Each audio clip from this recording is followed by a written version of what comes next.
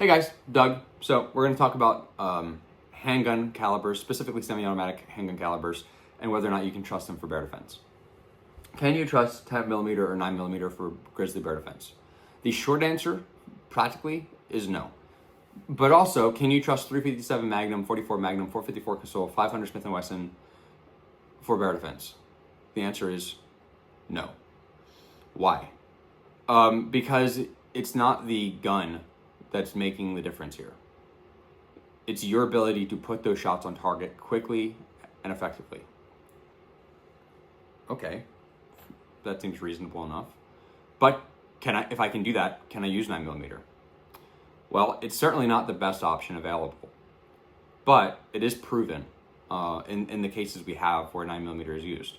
I've been carrying 9mm in Alaska for bear defense since 2016. Now, caveat, I'm not just carrying a handgun if I'm worried about bear. If I'm genuinely worried about bear, I'm probably bringing a long gun. If I'm relatively concerned with bear, like if we're out playing as a family in our yard where we live, where bear is a possibility and we have kids and things we are accountable for, I will typically have a rifle near me, but I will have my handgun, a 9mm handgun loaded with this, Buffalo Bore Outdoorsman, and I'll have a bottle of bear spray. And that leads me to a more interesting conversation than comparing cartridges. And I'm tempted to go into a rabbit hole, but I will say that. But I want to talk about what you're trying to achieve with bear defense. And when I say bear defense, I'm only referring to the gun aspect of it. I'm not referring to any other aspect of bear defense. And the gun aspect is one of the smallest aspects there is. So keep that in mind. We will talk about that later. With a bear, you're trying to achieve the same exact thing you're trying to achieve with any other defensive use of a firearm.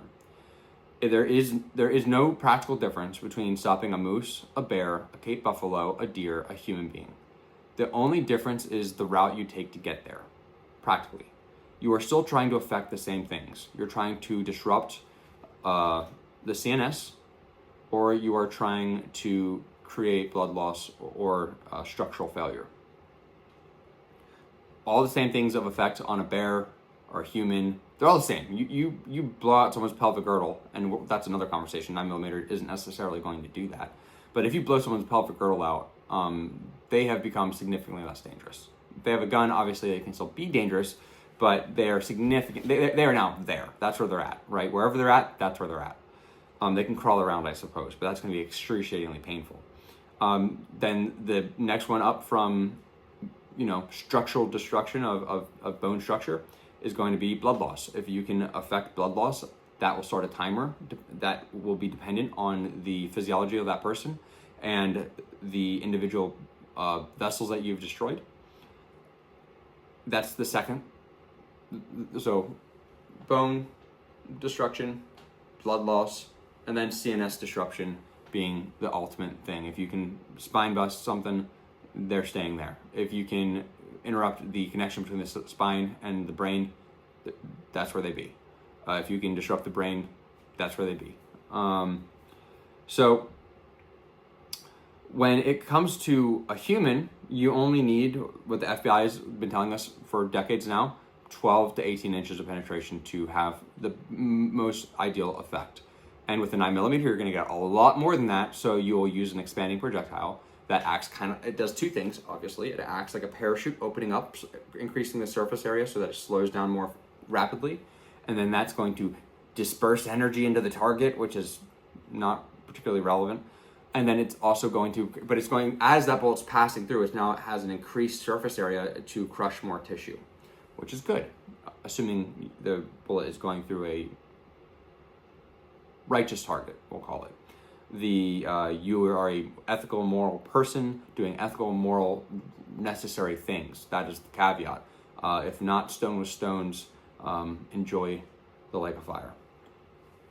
So, with 10mm over 9mm, you're going to get a wider bullet, which is going to crush more tissue. You're getting deeper penetration.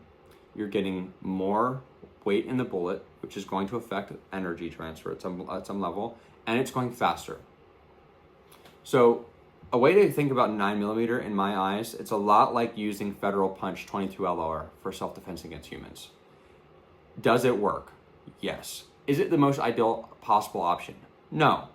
But if you can get down with Federal Punch and you can put it effectively where it needs to go, it will do what it needs to do on humans. And 9mm with the proper loads is a lot like Federal Punch in the normal self-defense space. That's how I think of it. With that, 10mm is stepping up from that. What I'm gonna call a 9mm kind of the base minimum option. So then anything above 9mm, equivalent to or above 9mm, is going, with the appropriate load, is going to be better, assuming the more important part of this conversation. And this is why I said the thing I said in the beginning. So can you trust 9-10 for bear defense? No, but you can also not trust 44 Magnum or 454 Casull. Now, the reason I say that is because the cartridge isn't the part that's going to make the difference. If you take a cartridge and just chuck it at the bear, like that, then you are going to probably not have the effect you were looking for. If you can take this gun and you can quickly and aggressively mash the trigger without disrupting the sights, and you can do that aggressively with high accountability and testing, and you do that by training aggressively with a different type of accountability to focus and process in training, if you can, in testing, have a high level of aggression on your shooting with a high level of accountability, then you can begin to trust these things. And I have been of the opinion for a long, long time, about a decade, that your ability to shoot the gun is significantly more important than the particular gun or cartridge you're using, as long as you're using appropriate ammunition. So obviously with a bear, you need more than 12 to 18 inches of penetration. You need to bust through the hide, the fat, the muscle, the bone, and then into the brain, CNS, heart, blood vessels, structures, etc. So you do not use expanding ammunition. And that brings me into some interesting conversations around ammunition selection. Now, if you have access to the appropriate levels of 9mm, it can be effective. But if you're trying to just use standard ball, you have to be very careful with 9mm, because the standard ball has a tendency just to slip through. Here, one second, I'll show you what I mean. So a FMJ round for 9mm looks something like that, right? So the that rounded front nose, which is covered in a copper jacket, it tends to just kind of slip through things. Now, if you can take that and make it a flat nose, a non-expanding flat nose, that will tend to crush tissue. And so most 9mm ball does not come with a flat nose. Most 10mm does. So I'm not saying you should use standard FMJ 10mm necessarily for bear defense, but I am saying if you are limited in access to appropriate ammunition, then you're going to, if you can find a hard-hitting ball round for 10mm that's reliable, you're going to be far better off than just a standard ball round for 9mm. So the ammunition is more flexible. Additionally, there are some soft point 10mm loads that may be okay for bears. They are bringing enough energy, enough penetration to the table to potentially be effective, but you still have an expanding projectile. So that's kind of cool. I am not saying that is acceptable yet. I'm saying it's an interesting possibility. I need to talk with people way more experienced than myself to determine if that's the case, because I don't know enough on this subject to say that is definitive. But it's interesting. Now, on the 9-10mm thing, a person that knows a lot more than me, the person that founded and owned Buffalo Bore Ammunition, he says that 10mm is not the best semi-automatic handgun platform for bears. He says 45 ACP with the correct loading is, which is very interesting, because 45 ACP traditionally doesn't get the same penetration as 9mm, which tells me that an equivalent load, equivalent in design, not in effect, obviously, but a 9mm and 45 load of equivalent nature, not effect, nature, you're going to probably get more penetration in the 9, would be my assumption.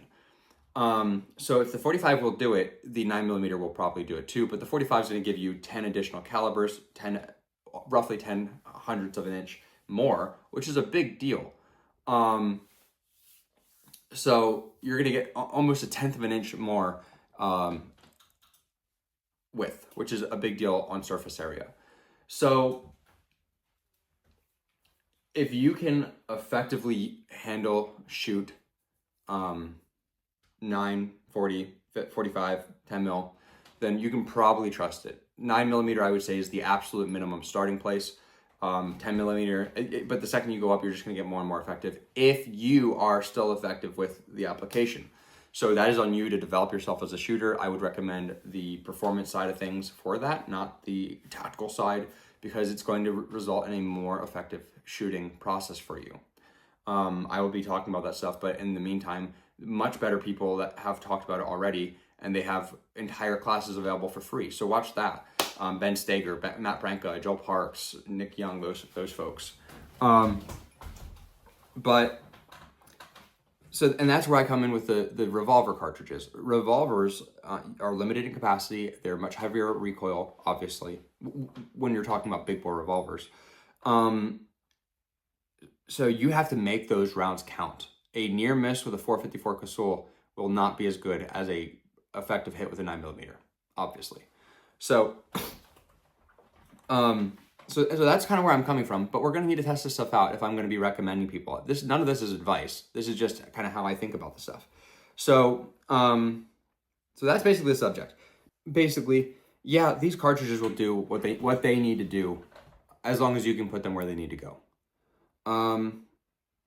So focus on are you comfortable with innately. If you've been shooting a Smith & Wesson M&P 9 for a long time and you're very comfortable with it and you're dealing with black bears, I would personally feel perfectly comfortable with a can of bear spray and a handgun loaded with a 147 grain Buffalo bore. But access is a thing to consider. If you're in the lower 48, then you can order in most states you can order ammunition online. Just get the good stuff. Get Buffalo bore, maybe Underwood. I'm partial to Buffalo bore just because I like Buffalo bore as a company. I principally, ethically, morally, I like them. I vibe with their founder. He is a outdoors. I just like him. I've watched a lot of his content. Recommended the Buffalo Bore YouTube channel. Super interesting stuff. Way different perspective than I have on things, just because he's lived a way different life than I have. But gosh, if that guy doesn't have some interesting things to share, super cool. But find what you're comfortable with. Train with it, with good processes. I'll be talking about those things, but I'm talking with less experience than someone like Ben Steger, Matt Branca, Joel Parks, and Nick Young, those folks. But train with it in an effective way. And then layer your defense the same way you would with humans. You wouldn't just carry a handgun in town. That would be ridiculous. You would carry a handgun, you would carry your language capacity, you would carry pepper spray, hopefully.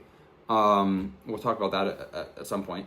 And I don't see a reason that you shouldn't have the same layered approach with bear. You should have that layered approach where you're taking preventative steps to reduce your risks, you're being accountable to your community if that's applicable to you with where you live.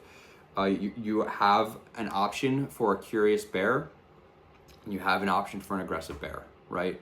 I don't see bear defense as bear spray or a gun. I see it as bear spray and a gun, because two different solutions to two different problems, in my personal opinion.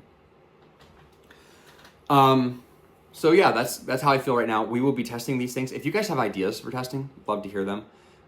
We will be doing chronograph, gelatin testing, and penetrative testing on these cartridges. I'm not going to be testing the revolvers, at least for right now, because I think the revolvers are a lot more nuanced to use effectively. And I think that it's, for most people that aren't innately gun people, I think the semi-automatic platforms are better suited to them. Because the people will say revolvers are more reliable than semi-autos. And in some ways that can be true, but in some ways that can be false. If you have a malfunction with a semi-automatic handgun, there's a very high likelihood that you can very quickly and easily fix it. That is not necessarily the case with a revolver. People say that, if you have a malfunction with a revolver, you just pull the trigger again and get another bang. That is not necessarily true. If your timing goes out or something, debris or something gets into the functioning of that revolver, then you are done for a little bit. And if you don't have another option, there you be. So those are my experiences, at least with revolvers. And there's a reason I'm not talking about revolvers. We'll talk about that in a separate video, so I don't make this a 50-minute video for no reason. But yeah, can you trust 10mm for bear defense?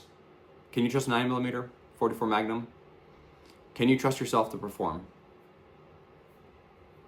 That's the real question. If you can trust yourself to perform with your selected platform and you have the appropriate ammunition, then you can trust the combination of you, that ammunition, your senses, and you can go forward in life confidently, regardless of what you're facing. But always take those things into mind. Is my individual bullet and loading effective for what I'm doing? Am I capable with it? Do I understand the ethical, moral, spiritual, legal considerations of what I'm doing? If you understand those things, you are increasing your odds substantially. So that's what I have to say about this stuff for now. Preliminary discussion. Hope you guys enjoyed. Shalom.